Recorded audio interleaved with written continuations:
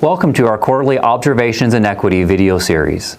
I'm Ben Kirby, Co-Head of Investments and Managing Director here at Thornburg Investment Management.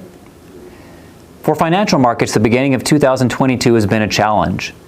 Investors seeking the safety of sovereign bonds were especially disappointed, experiencing the worst 4-month return in 40 years. For equities, after almost 50% earnings growth in 2021, investors currently expect 7 to 9% growth in Q1 2022 and for the full year.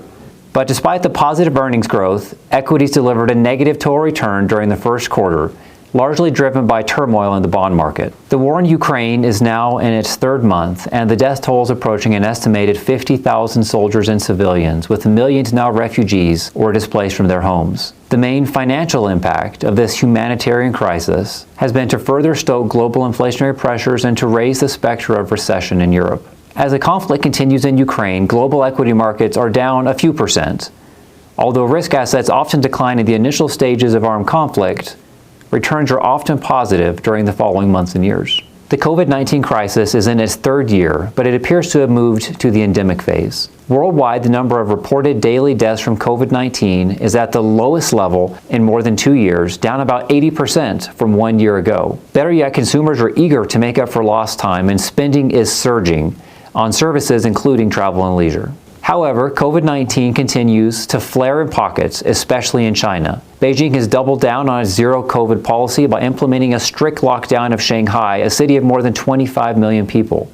This will reduce Chinese GDP growth and contribute to supply chain-driven inflation around the world. As we look at financial markets early in the second quarter, runaway inflation is the story of the year.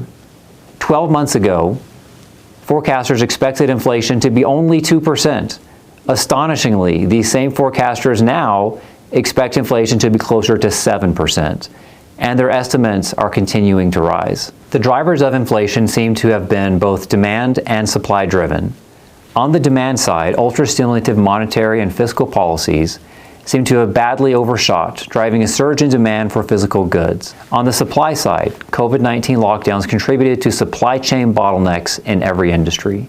Still, as we head into the summer months, we expect to see some drivers of inflation crest. For example, used car and single-family home inflation appears to have peaked for this cycle, but the U.S. is at full employment and a wage price spiral seems increasingly likely, driven primarily by low-skilled jobs. The balance of power is clearly shifting away from capital and towards labor, and we will continue to keep a close eye on corporate margins. Turning to equity valuations, the case for globalization appears attractive.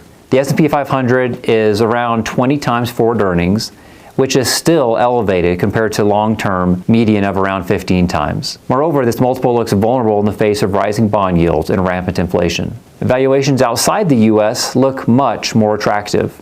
The Eurozone and emerging markets have each derated by more than 20% year-to-date and sit within a few percentage points of their respective 20-year median valuations. As a result, the case for international diversification looks more compelling today than it did at the start of the year. This is based not only on valuations, but also on the degree of anticipated Fed tightening relative to the rest of the world. Higher bond yields coincide with falling valuations in long-duration stocks.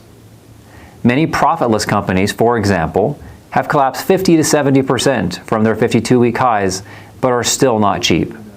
Shorter duration stocks, those with lower near-term earnings multiples and higher dividend yields, look better positioned at this point in time. As the old saying goes, only when the tide goes out do you discover who's been swimming naked. Persistently higher inflation and interest rates will drive dispersion in asset prices and identify those companies with durable pricing power while exposing those who are merely riding the wave of excess liquidity.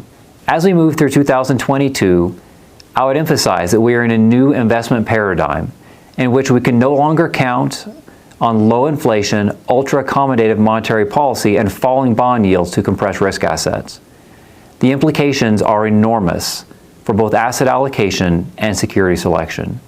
This new paradigm will break down traditional correlations and defy simple fixes. It demands a flexible and creative perspective that can swiftly adapt to new information. This is exactly the kind of environment where active management can thrive. Our team of global generalists embrace the complexity of the real world and use holistic thinking to protect and grow client assets. Thank you for watching this episode of Observations in Equities. We'll be back to update you in another 3 months. In the meantime, please visit our website, www.thornburg.com, for additional articles, videos, and podcast insights on the financial markets.